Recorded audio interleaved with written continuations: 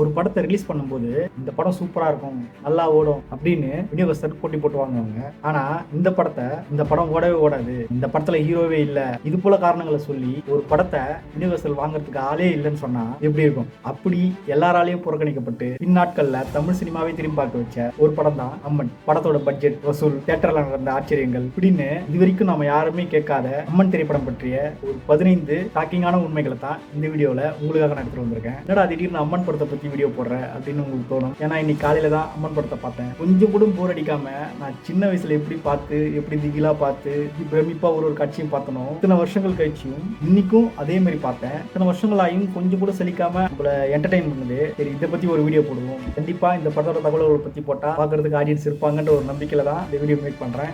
90ல நம்ம எல்லாரும் பார்த்து மெய்சிலிருத்த அம்மன் திரைப்படத்துக்கு பின்னாடி இருக்கிற ஆச்சரியமான கதைகளை ஒவ்வொன்றா பார்க்கலாம். நான் உங்கள் நரேஷன். வீடியோக்குள்ள போறேன்.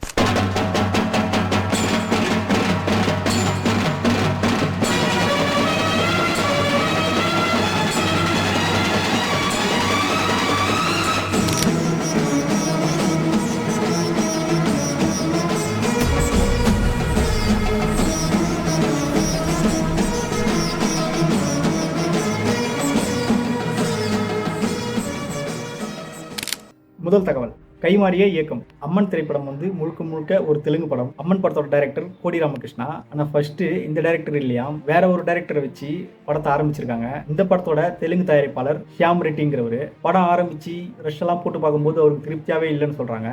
என்னது இது நான் எதிர்பார்த்த மாதிரியே வரலையே அப்படின்னு சொல்லி ஷூட்டிங்கை கேன்சல் பண்ணி டைரக்டரை மாத்தி அதுக்கப்புறம் தான் கோடி ராமகிருஷ்ணான்ற டைரக்டரை உள்ள கொண்டு வந்திருக்காங்க. ஒருவேளை இந்த முடிவு எடுக்காம இருந்திருந்தா இன்னைக்கு நாம பார்த்து வியக்கிற இந்த அம்மன் படம் பிரம்மாண்டமா பார்க்குற அளவுக்கு உருவாகாமலே போயிருக்கலாம். ரெண்டாவது தகவல், கிராபிக்ஸ்க்காகவே 1,20,00,000 செலவு. கேட்கும் போதே ஆச்சரியமா இருக்குல்ல? ஏன்னா நான் படிக்கும் போதும் எனக்கும் ஆச்சரியமா தான் இருந்தது. 1995லயே அம்மன் படத்தோட பட்ஜெட் 1,80,00,000. அதுல 1,20,00,000 வெறும் கிராபிக்ஸ்க்காக மட்டுமே செலவு பண்ணிருக்காங்க. தென்னிந்திய சினிமாவிலேயே முதல் முறையா விஷுவல் எஃபெக்ட்ஸ்க்காக இந்த அளவுக்கு பிரம்மாண்டமா செலவு பண்ணது அம்மன் படத்துல மட்டும்தான். அம்மன் வர ஒவ்வொரு காட்சியிலையும், ஒவ்வொரு ஃப்ரேம்லையும் அந்த டைம்ல கைத்தட்டல் அழுறதுக்கு இந்த கிராபிக்ஸ் காட்சிகள் தான் காரணமா இருக்கு. இப்போ நம்ம பார்த்தா கூட பிரமிப்பா இருக்கும், அவ்வளவு சூப்பரா கிராபிக்ஸ் காட்சிகள் பண்ணியிருப்பாங்க. மூன்றாவது தகவல், யாரும் வாங்க முன்வராத படம். இன்னைக்கு நாம பார்த்து வியக்கிற இந்த அம்மன் படம் ரிலீஸ்க்கு முன்னாடி எந்த விநியோகஸ்தர்களும் வாங்கறதுக்கு முன் வரலன்னு சொல்றாங்க. படத்துல பெரிய ஹீரோவே இல்ல, வெறும் அம்மனை மட்டும் வச்சு ஒப்பேத்தி வச்சிருக்கீங்க அப்படின்னு சொல்லி விநியோகஸ்தர்கள் எல்லாருமே இந்த படத்தை புறக்கணிச்சிருக்காங்க. ஆனா ப்ரொடியூசரு மனம் தளராம என்னோட அம்மன் மேல எனக்கு நம்பிக்கை இருக்கு அப்படின்னு சொல்லி தைரியமா சொந்த செலவுலயே இந்த படத்தை ரிலீஸ் பண்ணிருக்காரு. அம்மன் படம் காப்பாத்துச்சா இல்ல அம்மன் தான் காப்பாத்தினாங்கன்னு தெரியல, அந்த மாதிரி ஓட்டம் அந்த படம் ஓடி இருக்கு. நான்காவது தகவல், போட்ட காசை விட 5 மடங்கு லாபம். இப்படி விநியோகஸ்தர்கள்லாம் வேண்டான்னு நிராகரிச்சதுக்கு அப்புறம் ப்ரொடியூசரே இந்த படத்தை எல்லா இடத்துலையும் சொந்த செலவில் ரிலீஸ் பண்றாரு. அவங்க நினைச்சு கூட பார்க்காத அளவுக்கு லாபத்தை அள்ளி கொடுத்துருக்கு. 1,80,00,000 பட்ஜெட்ல உருவாக்குன இந்த படம் கடைசியில 10 கோடிக்கு மேல வசூல் செஞ்சு தயாரிப்பாளரை திக்கு முக்காட வச்சிருக்கு. கிட்டத்தட்ட 5 மடங்கு லாபத்தை இந்த படம் ஈட்டி கொடுத்துருக்கு. அந்த காலகட்டத்தில் இது பெரிய இண்டஸ்ட்ரியல் ஹிட் அப்படின்னு சொல்றாங்க. ஐந்தாவது தகவல், டப்பிங் படம் அப்படின்னு சொன்னவங்களை திரும்பி பார்க்க வச்ச படம். தெலுங்குல அம்மோரு அப்படிங்கிற ஒரு பேர்ல வெளியான இந்த தெலுங்கு படம் தமிழ்ல டப் பண்ணி அம்மன்ற பேர்ல ரிலீஸ் பண்ணாங்க. டப்பிங் படம்லாம் ஓடாது அப்படிங்கிற ஒரு காலகட்டத்தில் தமிழ்ல டப் ஆகி ரிலீஸ் பண்ண இந்த படம் தமிழ்நாட்டில் மட்டும் 1 கோடிக்கு மேல வசூல் பண்ணி அந்த டைம்ல ரிலீஸ் ஆன தமிழ் படங்களை விட அதிக வசூல் செஞ்ச படமா பதிவு செய்யப்பட்டிருக்கு. அந்த காலகட்டத்தில் வந்த பல நேரடி தமிழ் படங்களோட வசூலையே தூக்கி சாப்பிட்டுருச்சுன்னு சொல்றாங்க. ஆறாவது தகவல், தியேட்டர்ல கற்பூரமேற்றிய ரசிகர்கள். இந்த படத்தோட வெற்றிக்கு முக்கியமான காரணமா சொல்லப்படுறது ரசிகர்கள் படத்தோட ஒன்றி போனதுதான் காரணம் அப்படின்னு சொல்றாங்க. பல ஊர்கள்ல அம்மன் வேஷத்துல வர ரம்யா கிருஷ்ணனை பார்த்து ஆரத்தி எடுக்கிறது, தேங்காய் உடைக்கிறது, பல பேருக்கு தியேட்டர்லயே சாமி வந்த கதைகள்லாம் இருக்குன்னு சொல்றாங்க. இந்த படத்தை பத்தி என்னோட அம்மா கிட்ட நான் கேட்டேன். அவங்களுக்கு கல்யாணத்துக்கு முன்னாடி இந்த படத்தை அவங்க ஊர்ல தியேட்டர்ல பார்த்தாங்களாம். நிறைய பேருக்கு சாமி வந்து ஆடி படத்தை 2-3 தடவை இன்டர்வல் விட்டு இப்படி பல சுவாரஸ்யமான விஷயங்கள் எங்க அம்மாவும் சொன்னாங்க. ஸோ இப்போ கற்பனை செஞ்சு பார்த்தா எப்படி இருந்திருக்கும் அந்த டைம்ல. இப்போ செல்போன்லாம் அதெல்லாம் ஒரு பெரிய விஷயமா நம்மளுக்கு தெரியாம இருந்திருக்கும். பட் அந்த டைம்ல இவ்வளவு பிரமாதமான கிராபிக்ஸ் காட்சிகளோட ஒரு அம்மன் படத்தை தியேட்டர்ல பார்க்கும்போது ஆடியன்ஸ் எல்லாம் எப்படி ஃபீல் பண்ணிருப்பாங்க, எப்படி கத்திருப்பாங்க, எவ்வளவு கூச்சலிட்டு இருப்பாங்க, அதெல்லாம் நினைச்சு பார்க்கும்போது கூஸ் பம்ஸா இருக்கு. ஸோ தியேட்டர்ல பார்த்த ரசிகர்கள் யாராவது இருந்தீங்கன்னா கமெண்ட் பண்ணுங்க. நான் இந்த படத்தை தியேட்டர்ல பார்க்கல. ஸோ இதுல என்ன சொல்ல வர்றதுன்னா, அம்மன்ங்கிற படத்தை ரசிகர்கள் இதை வெறும் ஒரு திரைப்படமா மட்டும் பார்க்கல. ஏழாவது தகவல், டைரக்டரோட தலப்பாக்கட்டு சென்டிமெண்ட். கோடி ராமகிருஷ்ணான்றவர் தமிழ் ரசிகர்களுக்கு தெரியாமல் இருக்கிறதுக்கு வாய்ப்பு இருக்குது. நான் எனக்கு கூட யாருன்னே தெரியாது. இந்த படத்தில் இந்த பேரை பார்த்ததுக்கப்புறம் தான் சர்ச் பண்ணி பார்த்தேன். கோடி ராமகிருஷ்ணான்ற டைரக்டர் வந்து எப்பவுமே தலையில் ஒரு வெள்ளை துண்டை கட்டிட்டு தான் ஷூட்டிங்கில் இருப்பாராம். இது வந்து ஒரு சென்டிமெண்ட்டாகவே அவர் ஃபாலோ பண்ணியிருக்காரு. ஒரு படத்தோட ஷூட்டிங்கில் வந்து சீனியர் என்டிஆரோட மேக்கப் மேன் வந்து போல தலையில் துணியை கட்டுங்க, பார்க்கறதுக்கு நல்லா இருக்குது அப்படின்னு சொல்லியிருக்காரு. அன்னைக்கு ஆரம்பிச்ச இந்த பழக்கம் கோடி ராமகிருஷ்ணா அவர்களோட கடைசி படம் வரைக்குமே ஒரு அவரோட அடையாளமாக மாறி போயிருக்கு. எட்டாவது தகவல், விருதுகளை அள்ளிய அம்மன். படம் வசூல்ல மட்டும் எல்லாரையும் மிரட்டல, விருதுகளையும் வாங்கி குவிச்சிருக்கு. படத்தோட சிறந்த கிராபிக்ஸ் வேலைக்காகவும் சிறந்த குழந்தை நட்சத்திரமாகவும் இப்படி 2 நந்தி விருதுகளை அம்மன் படம் தட்டி தூக்கியிருக்கு. இந்த படம் கமர்ஷியல் படங்களையும் தாண்டி மிகச்சிறந்த கலாச்சார படம் அப்படிங்கிறத இந்த விருதுகள் மூலமா நிரூபிச்சது.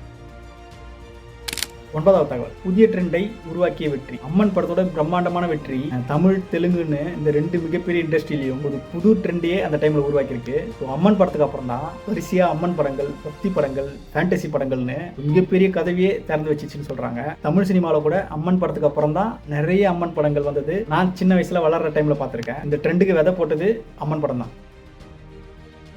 10வது தகவல், வில்லனை மிரட்டிய அம்மன். படத்துல வில்லனா நடிச்ச ரமி ரெட்டி அவர்கள் ஒரு பேட்டியில, படத்துல வந்து நான் அம்மனை மிரட்டுற மாதிரி ஒரு காட்சியில நடிச்சாலும் ஷூட்டிங் ஸ்பாட்ல அம்மன் கெட்டப்ல வர ரம்யா கிருஷ்ணனை பார்த்தா நிஜமாவே எனக்கு சின்னதா ஒரு பயமும் பக்தியும் இருந்தது. அவங்கள பார்க்கும்போதெல்லாம் சின்ன ஒரு ஜர்க்கு இருந்துகிட்டே இருந்தது அப்படின்னு ஒரு பேட்டியில் சொல்லியிருக்காரு. அந்த அளவுக்கு ரம்யா கிருஷ்ணன் அவர்கள் அந்த கேரக்டரில் ஒன்றி போய் நடிச்சிருப்பாங்க. இன்னைக்கு வரைக்குமே அம்மன்னாலே ரம்யா கிருஷ்ணன் அவர்கள் நடித்த அந்த அம்மன் கேரக்டர் தான் நமக்கு ஞாபகம் வரும். 11வது தகவல், ப்ரொடியூசர் எடுத்த மிகப்பெரிய ரிஸ்க். படத்தை யாருமே வாங்க வரல, அதனால தயாரிப்பாளரே ரிலீஸ் பண்ணாரு அப்படின்னு இதுக்கு முன்னாடி சொல்லியிருப்பேன். அதுக்கு பின்னாடி ஒரு பெரிய கதையே இருக்கு. அவர் சொந்தமா ரிலீஸ் பண்ணலாம் அப்படின்னு முடிவு பண்ணிட்டாரு. ஒரு எந்த மாதிரி சிச்சுவேஷன்ல அந்த முடிவு எடுத்திருக்காருன்னா, படம் ஓடிச்சுன்னா ஓகே, படம் மட்டும் லாஸ் ஆயிடுச்சுன்னா, அதாவது ஓடலன்னா தன்னோட மொத்த சொத்தையும் இழந்து மிகப்பெரிய கடன்ல மூழ்கிற மாதிரி இருந்திருக்கு. இப்படி ஒரு சிச்சுவேஷன் இருந்தும் தயாரிப்பாளர் ஷியாம் பிரசாத் ரெட்டி தன்னோட வீடு, தன்னோட சொத்துக்கள் எல்லாத்தையும் மரமானம் வச்சு இந்த படத்தை ரிலீஸ் பண்ணியிருக்காரு. இந்த ஒத்த மனுஷனோட தைரியமும் தன் கதை மேல வச்சிருந்த நம்பிக்கை தான் இன்னைக்கு இந்த வீடியோல நம்ம அம்மன் படம் பத்தி பேசுறதுக்கு ஒரு காரணமா இருந்திருக்கு. ஏன்னா அவ்வளவு பெரிய வெற்றியை அம்மன் படம் அவருக்கு தந்திருக்கு. 12வது தகவல், அம்மன் கேரக்டர்ல நடிச்ச அந்த குட்டி பொண்ணு. அம்மன் படம்னு சொன்ன உடனே நம்ம மனசுல ஒரு 2-3 கேரக்டர் நினைவுக்கு வரும். அதுல ஒரு கேரக்டர் தான் அம்மன் கேரக்டர்ல ஒரு சின்ன பொண்ணா நடிச்ச சுனைனான்றவங்க தான். இந்த ஒரு படம் அவங்களுக்கு மிகப்பெரிய அடையாளத்தையே தெலுங்கு இண்டஸ்ட்ரியில கொடுத்துருக்கு. அதுக்கப்புறம் நிறைய சின்ன சின்ன படங்களை நடிச்சிருக்காங்க.